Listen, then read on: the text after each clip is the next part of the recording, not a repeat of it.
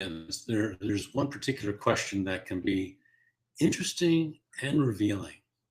Marco, let me ask you, what one word first comes to mind when I ask you to say what one word describes your resilience?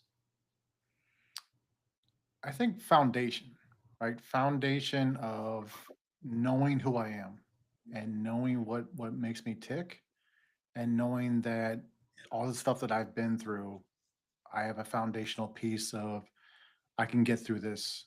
That tomorrow's another day. Tomorrow's another day to be a better person, to think about things differently, to heal, to be stronger, and to move forward. That's one of the most powerful answers to that question I've ever heard. And foundation, everything that you just described says so much and means so much when it comes to what anyone's resilience actually is and how to both identify it and grow it. Um, you mentioned how it's part of your identity. It's who you are. It's so significant to you. Uh, when have you had your identity, if ever, shaken because of what you're experiencing? Multiple times, but I'd Yeah. say there was a point. I I'll leave the employer off of this, but this person led 40 plus years in the exact same company and knew where all the dead bodies lie. And she treated people in a very specific way, very condescending, very dismissive, very, I don't care what your opinion is, this is where we're going to do it. To the point where I started second guessing myself. I would sit in the parking lot for 15 minutes and trying to figure out if I really needed to pay my bills because I didn't want to deal with her anymore. And eventually, she ended up. They allowed her to let me go, and I had to hire an employment attorney. And I was diagnosed with workplace PTSD. And since then, a lot of that has shaped who I am today, what I write about, how I talk to people, because so many people have a similar experience. It might not be to the extreme of being diagnosed with workplace PTSD, but there are a lot of toxic leadership out there. And it leads to people being burnt out and leads to people just completely getting out of that career field. And it in turn trickles down into them, how they parent their kids and how they treat their spouses and everything that goes with that. So when it comes to, and what one of the things that I know you're an expert at is navigating leadership. And in fact, what you're describing is, and I can tell from what you're sharing, you navigated the way you journeyed through that challenging time in such a way that you're even stronger for it. Let me just pause and say, welcome, Marchem Pfeiffer, and welcome to each of you who are watching either live or the recording of Plan to Be Your Best Live. We're both here to answer your questions. We're here to have a positive and encouraging conversation about resilience, about navigating anything that's challenging, whether it's excessive stress, perhaps you're grieving, or if you're like myself, experiencing high impact chronic pain or any level of chronic pain, which means you're experiencing all of the above, grieving and stress. We're here for you and to give you some encouragement and some hope. But welcome, Markham. We just met not too long ago, just days ago, and I found everything that you were sharing about yourself, which I really appreciate your openness, your candor, but also the strength that you've got, the strength of character, because of everything that you've experienced. One of the things you're reminding me of is how so many people have come to me as a resilience coach or as a caregiver. Sometimes they come right out and say something you alluded to.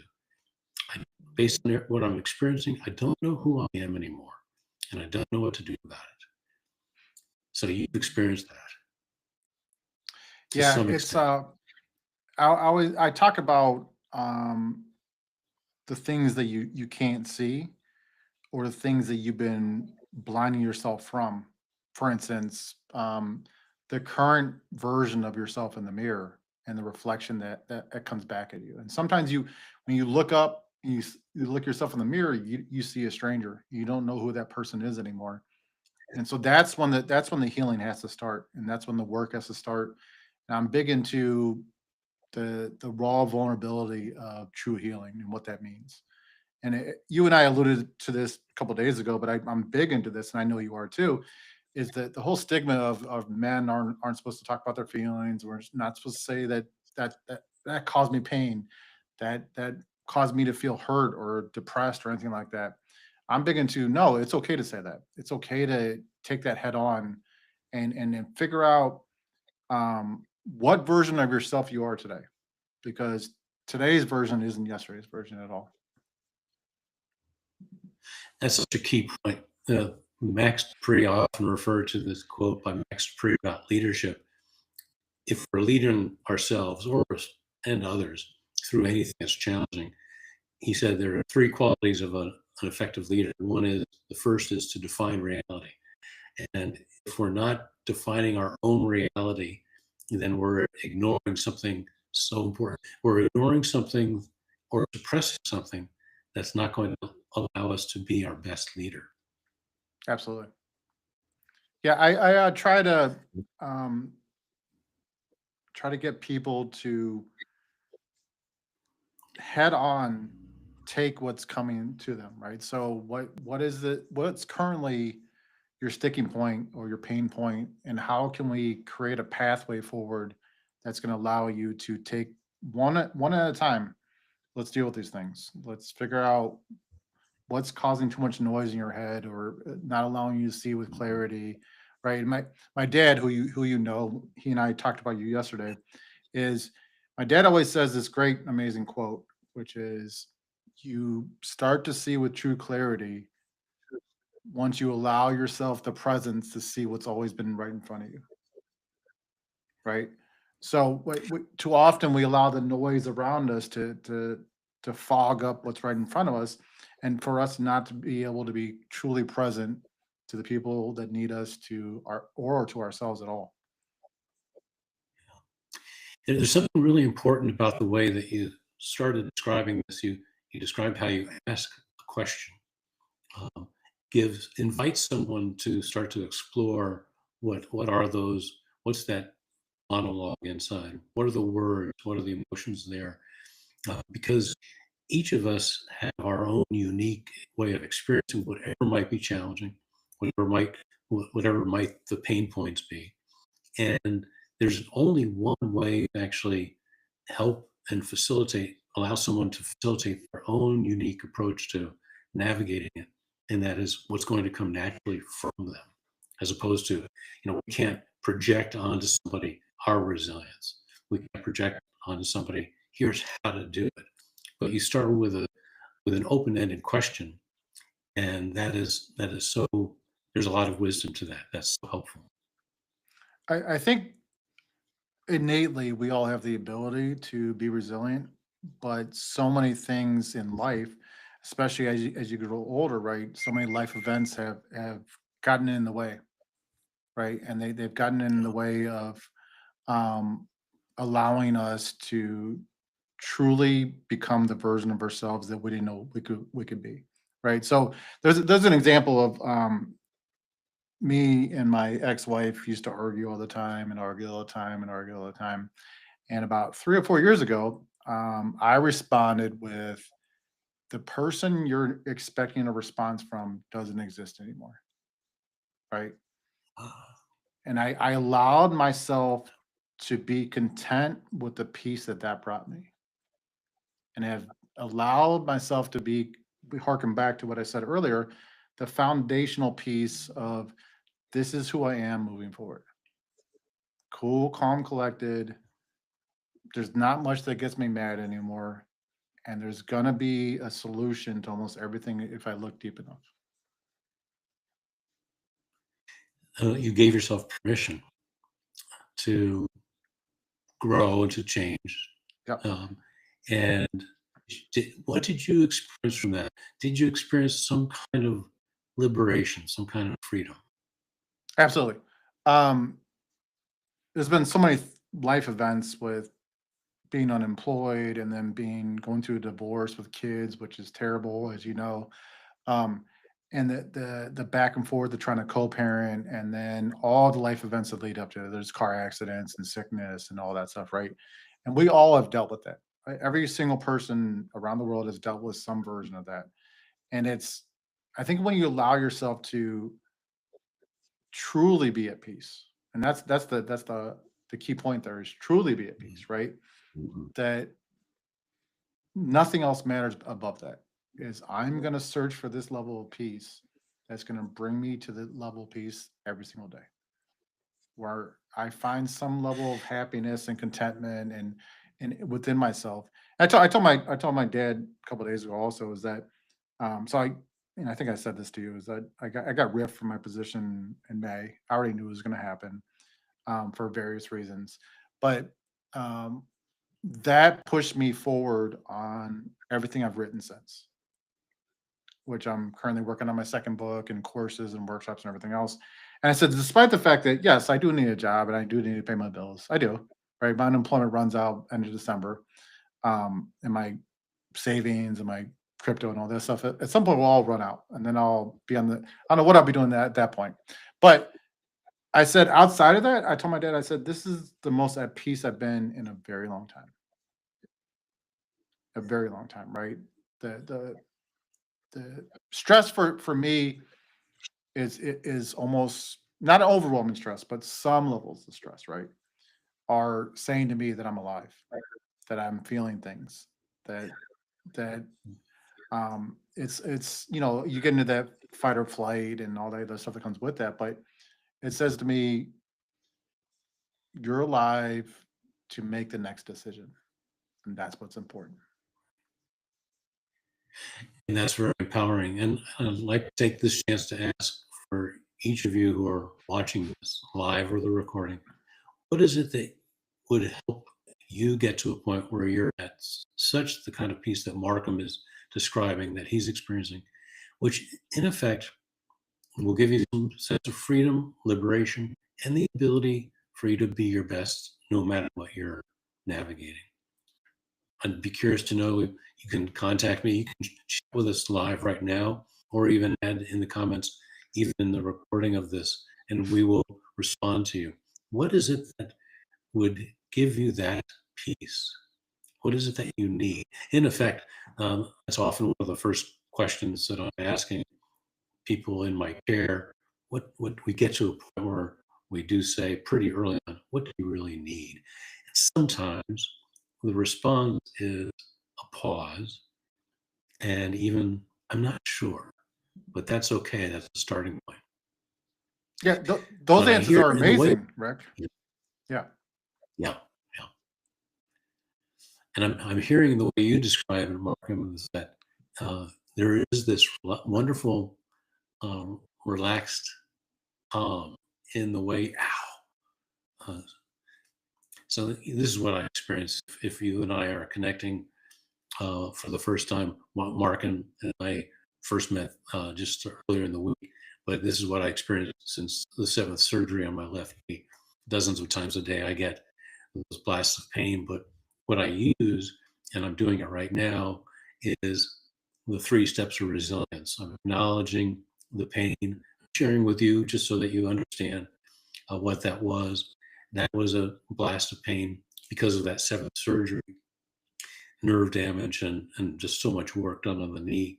They can't quite figure out what to do about it. But in the course of using the three steps of resilience to tune in, plan, in the planning phase right now, I'm choosing to keep talking to you and to Markham to keep moving forward and being my best and following through on it because that moment was real, but so is the resilience. So, Markham, the idea of just curious, you're in transition and you're navigating changes in your own life right now. What is it that you're hoping to do? What would be your choice next move?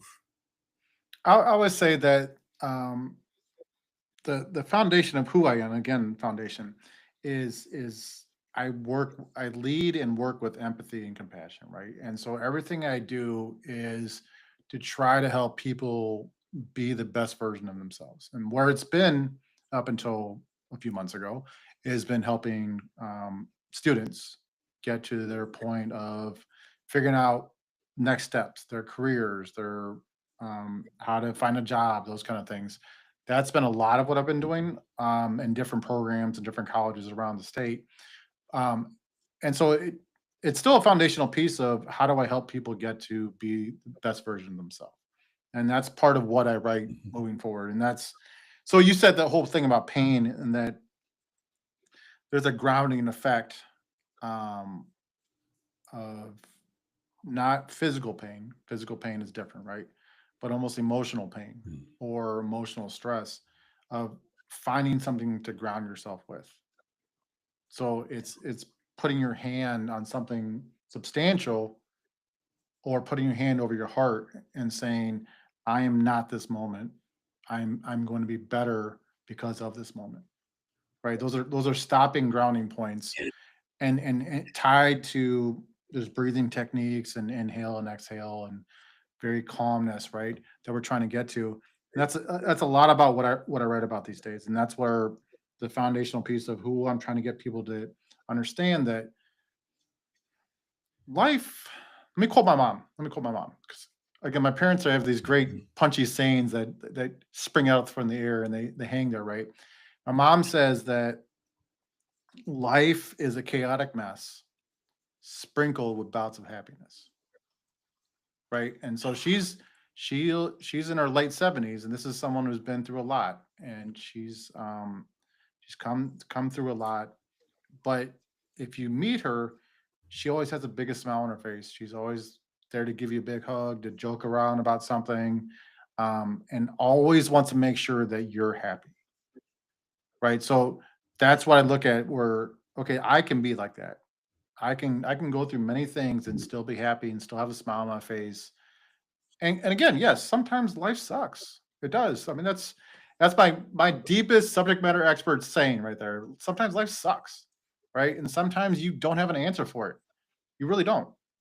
Sometimes you just have to say, okay, today's the day I try to deal with it. Tomorrow will be better. And sometimes it's multiple tomorrows before it comes to that point. It's a journey. One of the questions I was going to ask you, Markham, was about your vocabulary, your resilience vocabulary. And a good friend of mine likes to refer to the harbor pilots, the idea of when you're in the harbor, you're safe. The harbor pilot knows how to navigate bringing a ship out of the harbor and back into the harbor. You use the term grounding, which means a lot to me. I like that. I've got my own vocabulary of resilience, my vocabulary of thriving. Elaborate on what grounding means to you.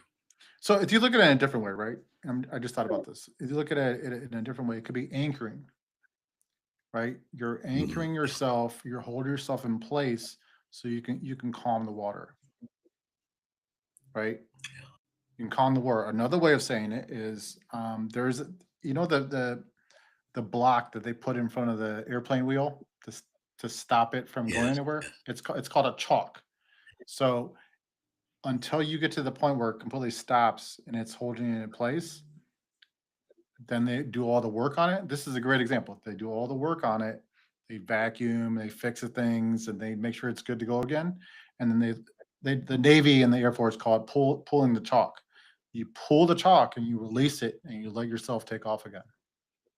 Those are all tied to resilience, to grounding, to anchoring. Of you can get yourself back to a place of calmness where you can truly be present to what it is the environment calls for.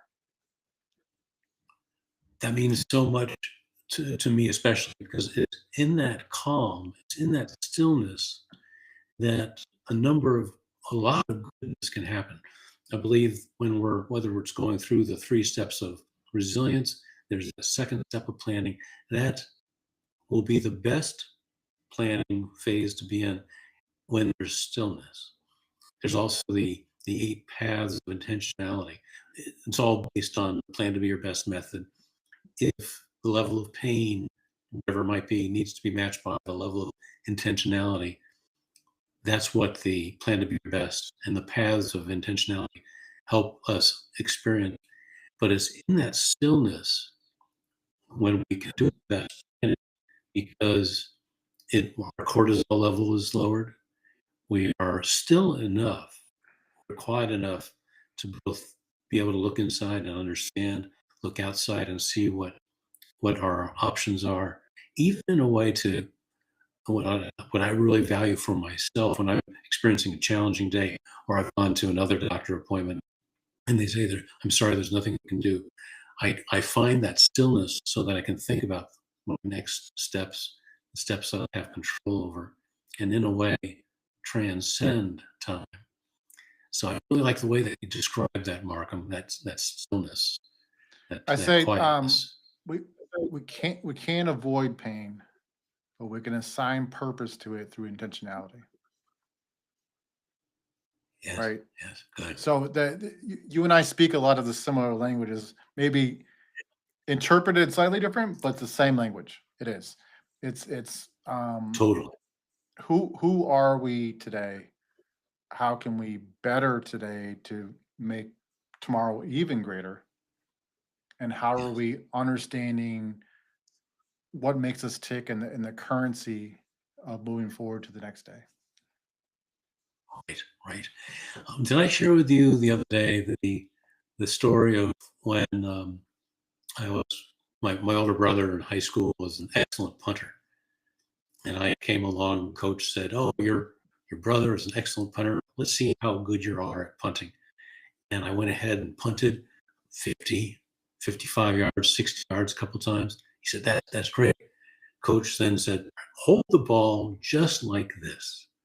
Hold it up, let it drop from a little higher at this angle, have it come across your foot just so." Messed me up completely. If I stuck to my own style, and in effect, what you're describing is each person has their own vocabulary, their own way of describing it, their own style to approach it, which is important to both recognize and even honor as part of how we can best navigate, including working with someone like yourself or someone like myself as a resilience coach. That each person's individual style and the way they describe these ways of navigating whatever might be challenging is really important. Yeah, I always tell people that I could give you the foundational theories of all this and the practice and 1,000 different journal articles that I've read and all kinds of. No one cares. They want to know, Yeah. how can you put it in layman's terms in the simplest form of, how do I get back to a new version of myself? Right? The old version doesn't exist anymore. We've allowed too much pain to seep in. How do we become something new from today forward? And so how do we use that person's own language? This is a great example, right? Their own language for them to understand the necessary processes and systems and steps it takes to keep moving forward, to not be stagnant, Right. right? Obviously, the analogy of stagnant water is bad water, right? It becomes a playground for things that you don't want anymore. So it's, how do we get you to understand internally, understand through the words, and how to express Mhm. what your needs really are, and to be able to express those to the people around you. To do just what you're describing is to move forward, such as you described earlier, in so many words. And correct me if you want to put it in a different way. But if we don't move forward, if we stay and root in the pain, for example, it can lead to a secondary set of an array of other kinds of pain, including anger and bitterness, which men in particular, I believe, struggle with. And as a society, we so many men have been brought up, boys have been brought up to be men who don't, as you were pointing out earlier, acknowledging, identifying, acknowledging, and understanding and expressing their feelings. That means we're holding on to not express it, to not work through it, means we're holding that, and we will suffer that.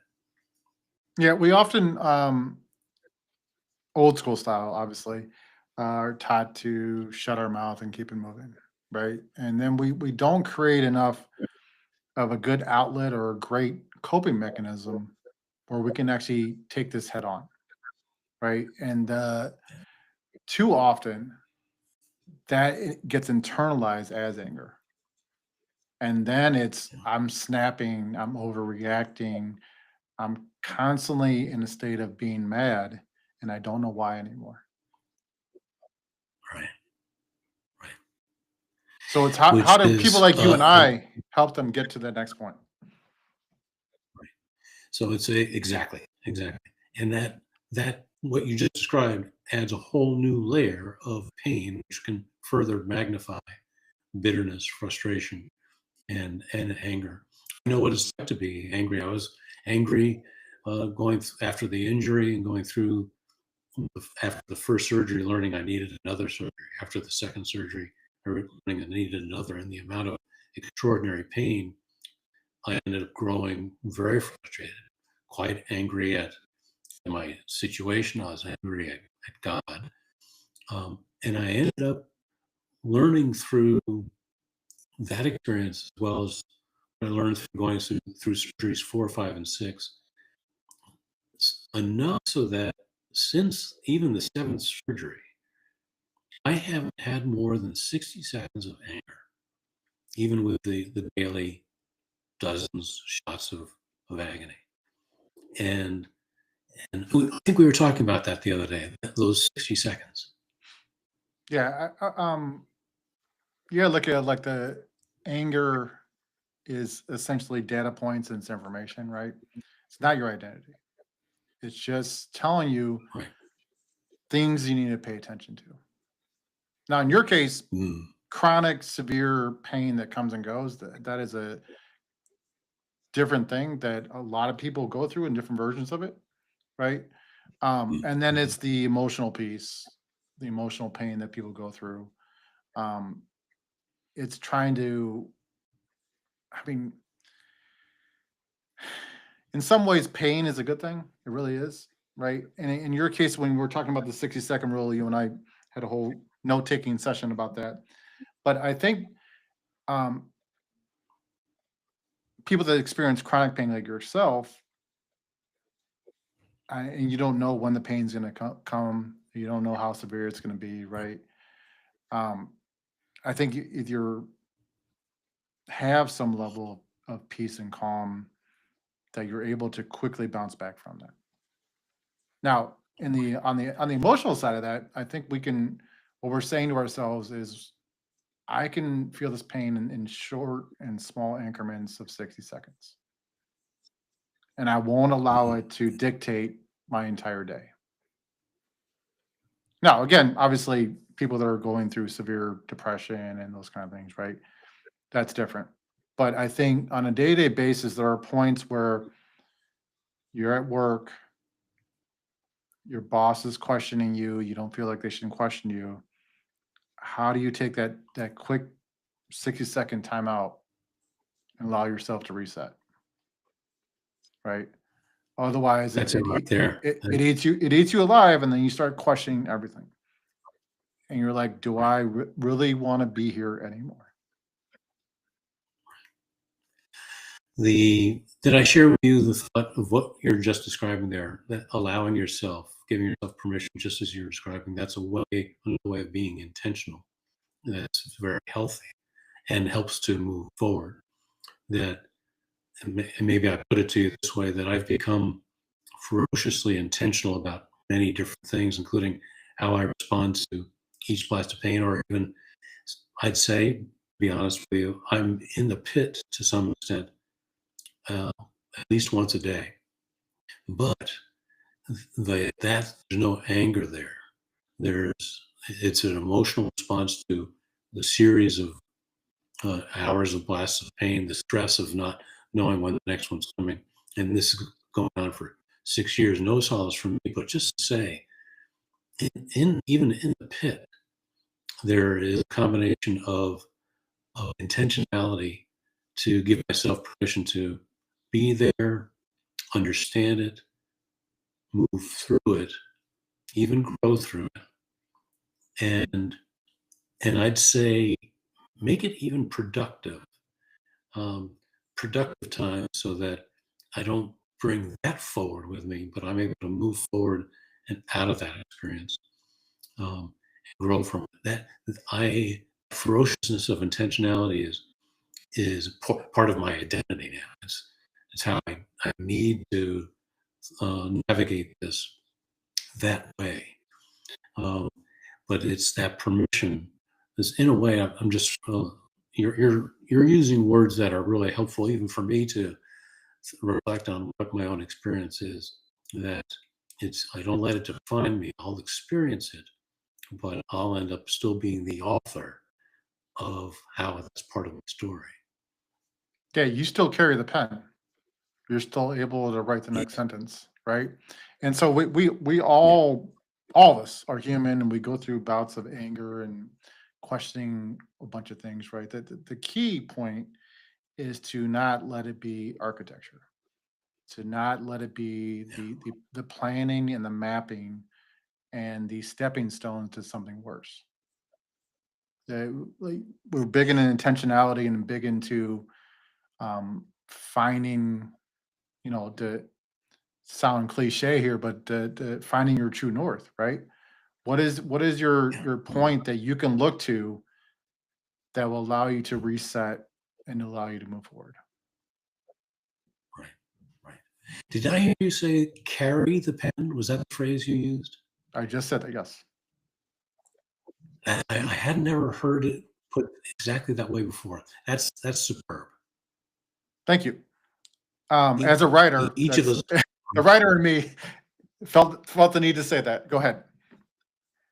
Yeah, yeah, that's excellent. I like that. I don't write the book that I'm working on, Plan to Be Your Best as You Navigate Pain, first of several books.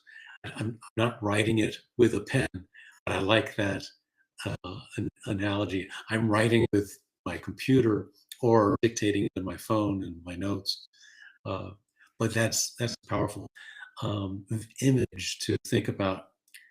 And in fact, that can be a form of an anchor to remind yourself that and visualize the pen in your hand in those toughest of moments. Yeah, the I tied it to what you said about authorship, right? So that dictating and being the author of our life and not allowing the things that we can actually control to get in the place of the things that we needed to do next. So I even said that, we said it to my daughter all the time, is that she's really good at hockey and really good at sports, and um, she sometimes doesn't feel like the coach is using her in the best way. And we always like, um, control what you can control. Mhm. Sometimes you'll have to deal with people in your life that don't understand what you bring to the table. All you can do is keep shining your own light and ensuring that you're being the best version of you. You're dictating how things are going to move, how people are going to talk to you, and sometimes you're going to be disappointed, and that's okay. Mhm. Mhm. One of the parts of the book that I've already created, mapped out, wrote out is this thought that at the root of all frustration are unmet expectations. To thinking about your daughter as an example, or for any of us, if we expect something of other people and it doesn't pan out that way, that can be a source of frustration. But you described another wonderful way of being intentional, and is to give yourself permission to pause and think about what you do have control over. Because Yeah, I that look at there's power and there's energy there. 100%. And so um, the anchoring piece that I talk about a lot in my books and my writing and when I Mhm. speak is that in the movie Inception with Leo DiCaprio, and so his anchor was that top that he would spin to, and if it kept spinning, he was in a false reality, in a false place. If it toppled over, that means he was anchored to that plane. And that's the way I look at things as a whole. And that these are anchoring pieces, right? So anchoring pieces for me are, for instance, my kids. Those are some of my anchoring pieces. But also being able to wake up in the morning and, like, you dictating your phone, that, but me to start writing my next piece is an anchoring piece as well, right? So it's being able to express myself and being able to um, get to the point of truly not caring what people think. I'm at that point.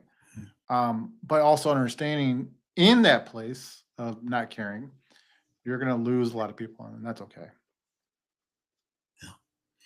You're reminding me of the word boundaries. And another, if the level of pain needs to be matched by the level of intentionality, boundaries has to be part of the mix.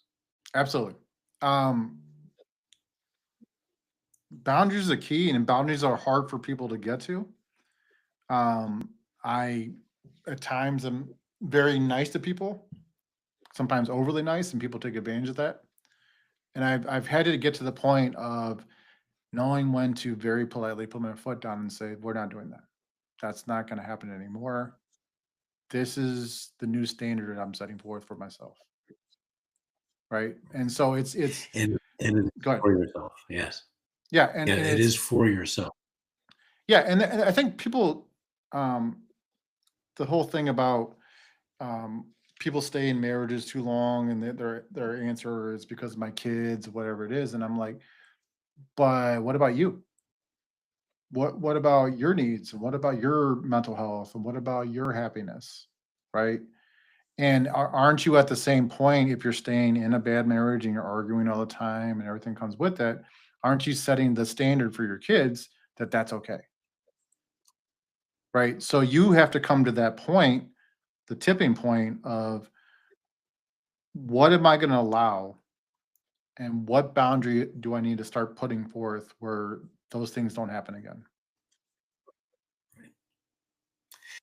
There's one particular Plan to Be Your Best group that's been going on for a number of years. And we recently talked about boundaries.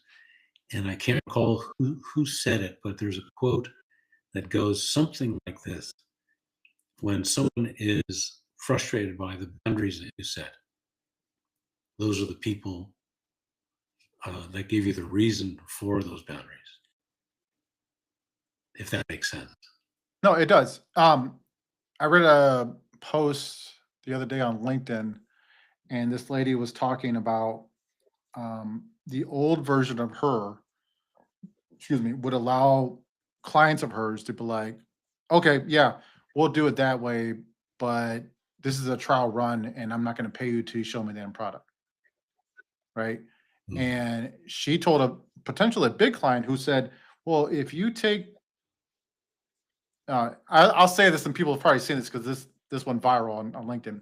Um, if you take my my social media stuff, my company social media stuff, and get me 300,000 engagement over the next couple of weeks, I'll let you completely be a full-time employee and take over my social media stuff. And she said, I'm good. I don't need that. Like, the old me would have said, yes, absolutely, I'm going to do whatever I can. But she's like, I realized that what I was saying wasn't aligning with what he was looking for. And then in turn, I was second guessing and doubting what I would be bringing to the table. So I had to set forth that boundary of, I don't want to work with you, and that's okay. You just described a bridge, if you will, from what we started. One of the things that you said when I asked you, how would you basically describe, well, what one word and what description do you give to resilience? You mentioned the word values, and there's a bridge to build between values and boundaries. Yeah, I'm big into bridge building. I used to be big into burning bridges on the way out the door. I try really hard not to do that anymore. Because I realize, and I'm sure you're a little more uh, aged than I am, Rick. But the older I've gotten, the more I realize that these people you'll see again at some point, and they know people that know people that know you, right? So, how are you presenting yourself? How are you maintaining your values that they align with the things around you, but also not getting to the point of, if you harken back to what I said about the toxic environment that I was in for work, is not being able to stand up and say this isn't right, right? So how do you get to the point where your values align and you're allowing yourself to actually stand up and speak up for yourself and set the boundaries and set the parameters and set the precedent of, this is how you're going to treat me moving forward, and I'm not going to accept anything less than that. And those dynamics exist. One particular executive came to one of my Plan to Be Your Best workshops, and he said, the reason I'm here is because the culture in which I'm working, they don't want to listen to us. I'm in a leadership position, but they don't want to listen to our feedback. They don't want to get our input on anything. And that dynamic was both frustrating and destructive. Um, and it's all too common, all too common. It is, and it's I personally know people right now that um they're in a leadership position, but their boss supersedes them no matter what. And the people that this Mhm. person leads in turn knows that. So they bypass this person and go right to that person's boss. So Mhm. the effect of that is, there's a lot of miscommunication, there's a lot of mistrust, and a lot of, again, why am I putting up with this when I don't have to? Mhm. How do you coach someone in that kind of a situation, to when there is that void which gets filled with distrust? How do you help someone navigate that? That's a tricky one. So this person, I won't say their name, um, they have been doing this for a long time, and I keep saying, what else can you do within that environment? What are you? What's Mm. what's being allowed, right? And how can you work within that? Mhm. And to your point of the executive that came, if your voice isn't being heard in one way, then it's time to change the voice. Speak in a different way. Understand the needs of your people, right? But if you're in like this person, if you're in turn always being questioned behind your back, then you're like, okay, what else do I need to do? Um, I try to give the person guidance of how to speak to that boss and how to confront it head on. But we've all had bosses like this that no matter what you say, they're still going to do whatever they're going to do. Someone allowed them to be in that position, and someone still allows them to keep being in that position to where they know that not much they do is going to get them in trouble or be held accountable. So part of it is, what are you willing to put up with? How is this affecting you as a whole? And my third question is, do I need to help you rewrite your resume? Mhm. Yeah. All three are true, right? Markham, remind me. Markham, you remind me of this wonderful song by Simon and Garfunkel. I believe it's called "The Boxer," and the lyrics include, "The man hears what he wants to hear, disregards the rest." Absolutely. You know, reflecting that dynamic, including uh, even when we're navigating something challenging ourselves, we can do that with our own internal dynamics. We can we can be quick to reject a new thought, such as, let me pause and think about what my options are. Let me pause and think about how might I change the way I'm listening. I've changed the way I'm using my voice. Yeah, So and I think they can go ahead. be, yeah, go ahead. I Go think ahead. that's key, right? Is are you and I've had to get to this point. Um, when I was navigating the incredibly toxic stuff I was navigating, um, my go-to was to do things that were not what I'm talking about now, right? Alcohol and very impulsive decision making and all kinds of things that were not helping at all. And it took a couple things of enlightenment from the universe as a whole, where I was like, okay, that's enough, right? That's enough. Let's figure out who we need to be moving forward. And from that point Mhm. forward, what I've tried to do daily is to self assess and to hold myself accountable. Okay, Mhm. you could have said this, and it's not to the point where I'm trying to be a perfectionist, where I'm questioning everything. There are specific pieces within that where I'm like, oh, I absolutely could have said that better. Do I need to Mhm. follow up with said person and apologize? Do I need to have at least a follow-up conversation of what I was trying to say was this, and how that came out was not supportive, was not from empathy, was not compassionate at all, and how can we move forward together, right? So that Mhm. takes work, daily work of holding yourself accountable, of saying, and again, I think it's key with you have kids. I think it's key with being a parent also of, okay, what do my kids need for today, and how am I Mhm. correctly getting them what they need? Is it in the case of my son who hurt himself playing hockey yesterday? Okay, I do I need to talk about the pain it's causing from his hand, or does he need me to be encouraging of he can get through this and get through tryouts, which are this weekend, or do both need to happen, right? So sometimes it's making these decisions super quick, but you have to be foundationally set and know who you are and hold yourself daily accountable to actually be able to do that.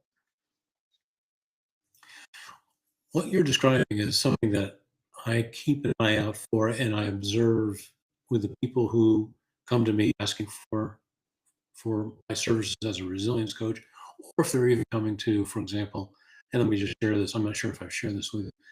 There's Take Heart, a group that meets Sunday afternoons, the first and third Sunday, and it's a time to actually come together, have a conversation regarding what do I need. I'm working on improving myself. I'm working on being my best through something challenging. And the people who come to Take Heart, where it's half an hour, 45 minutes of talking, usually with just one nugget, might be one quote or one theme from Plan to Be Your Best. They are coming with a sense of both needs in terms of I need to talk about this, I need to think this through, but they've got a sense of curiosity about them.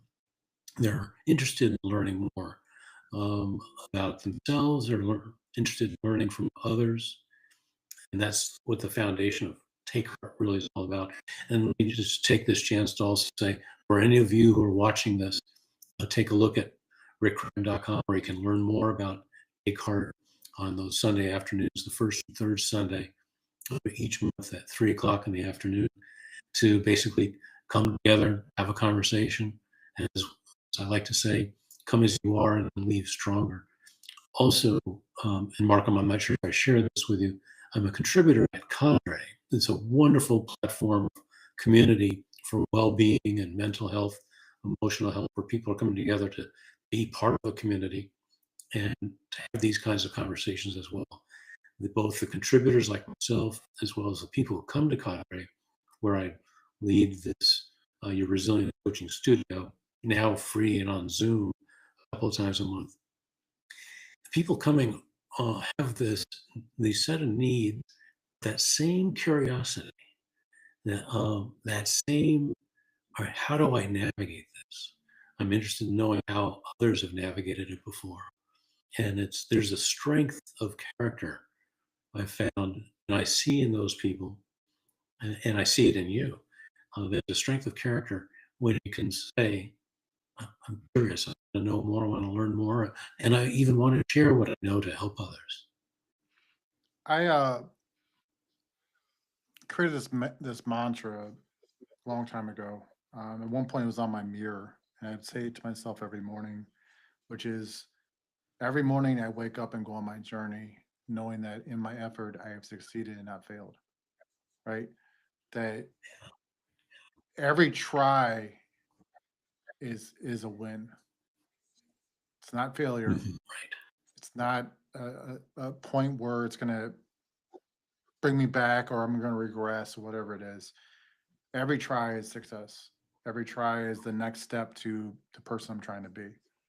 And so I try to live by that and I try to allow people the space to live within that. And this is why, and I know you're like this same way. It's like why ask open-ended questions? Why I really want to know who you are, what makes you tick, and what's important to you right now, right? Why do you get up in the morning and go to work? Outside of yeah, everyone needs to pay their bills and all that. But some people genuinely like going to work. They like what they do. Okay, so why is that? Now, and then there's that toss up of is it the environment I work in? Is it the amount of pay I'm getting? Is it the flexibility to come and go? Or maybe it's a combination of all those things. But I think when you actually have an answer for that, that's part of knowing who you really are. That's the foundational piece of who I can be today and how I can better myself tomorrow. That's not lost on me, my friend. And for those of you who are watching, I'd like to point out something that we're all seeing in Markham. That mantra that you described, Markham, possesses a combination of both wisdom and conviction. You feel strongly about it.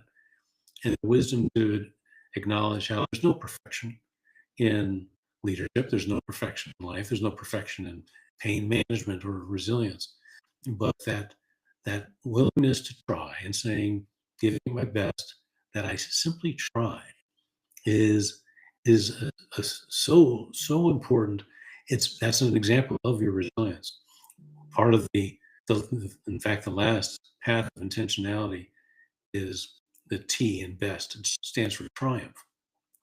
And the essence of that is to do exactly what you're describing, is to basically celebrate that effort and to celebrate that you are experiencing a form of triumph, of victory by trying, by even if it doesn't necessarily pan out the way you hoped or expected.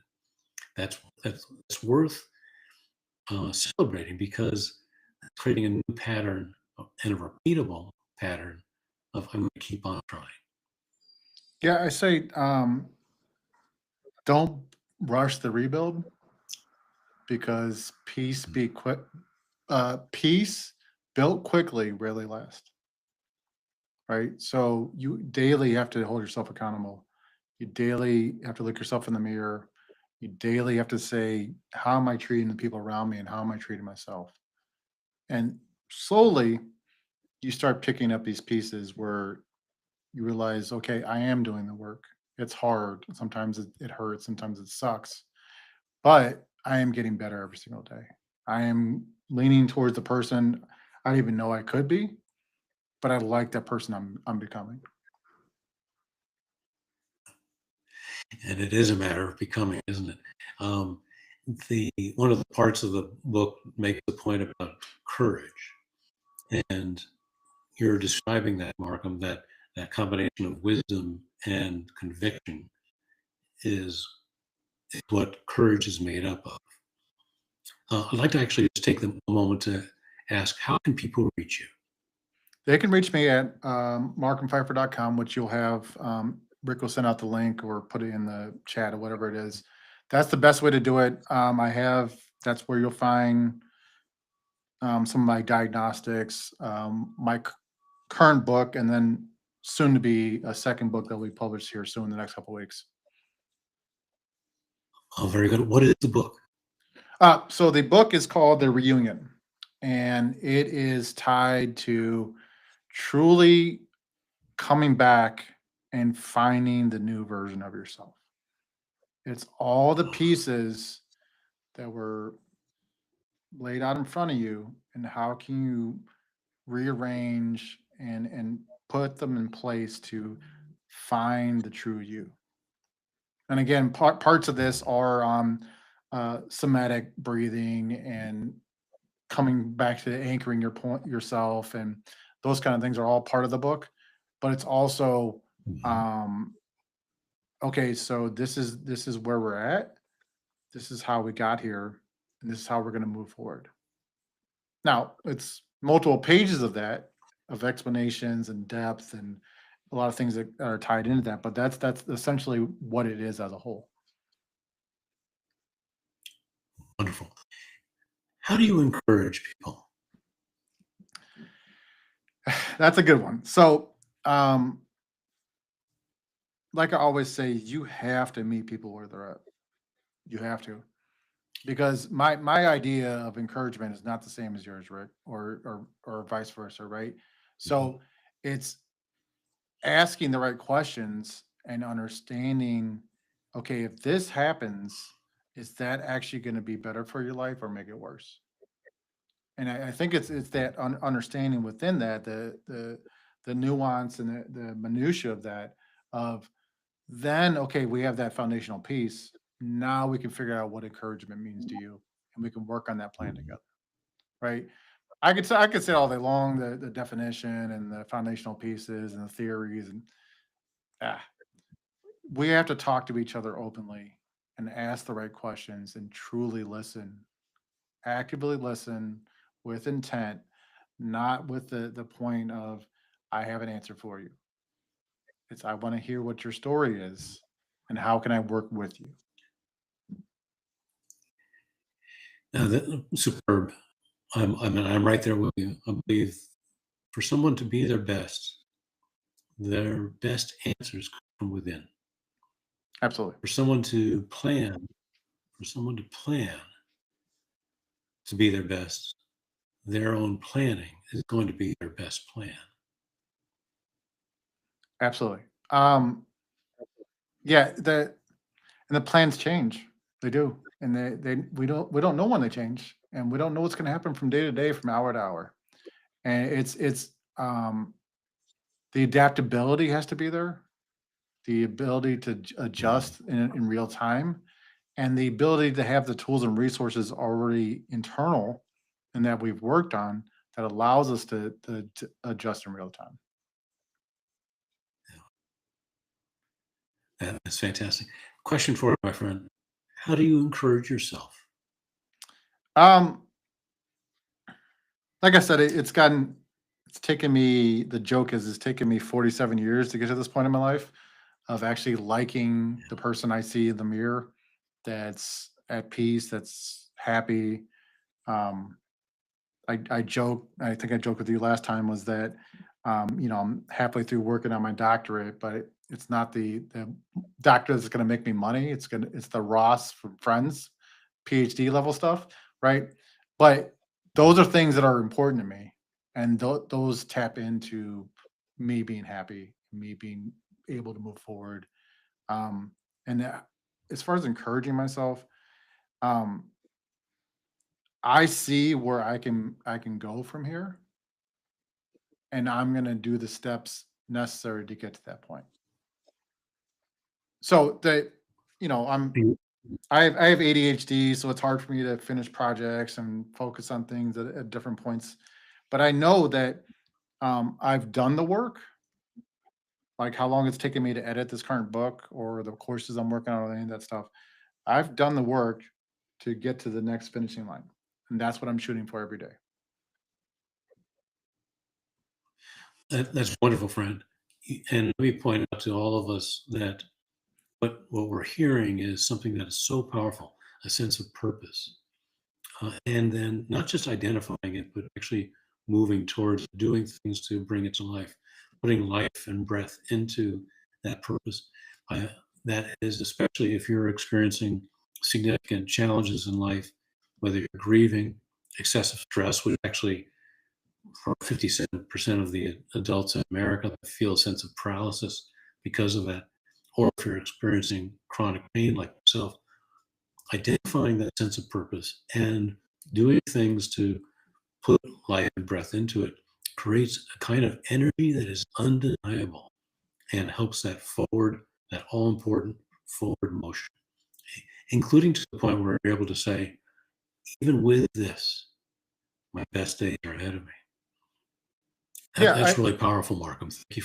100%. I know we're at the almost at time here, or we're out of time. I don't even know what this is, but I will say that your listeners and you and I and everyone we deal with, we don't have to bounce back to prove that we're strong. We just have to get to the point of allowing ourselves to trust the peace that we're building, and that's truly what's important. Powerfully important. And I think we'll pause for now. And Mark, you and I are going to have another conversation because there's so much to talk about, and there's so much you and I will talk about. And I think it's all going to be worth sharing to encourage others and provide, as you're describing, some very practical tools in navigating those things. In fact, these are kinds of things that we're talking about are those strategies, skills, tools that we need. And it's really the best when we need it most. These are the best kinds of things for us to embrace, to understand, to learn, and to apply. So thank you 100%. so much, Markham. You're absolutely welcome, and I hope your listeners got something from this amazing conversation we just had. They have me too. Me too, my friend. Absolutely. So I'll just take the chance to describe how Markham's described and allow me to encourage you as well, that no matter what you're experiencing, your best is greater than the pain. Thank you for being here for Plan to Do Your Best Live, and I look forward to seeing you again. Markham, thank you. You're the best. You're very welcome. Thank you.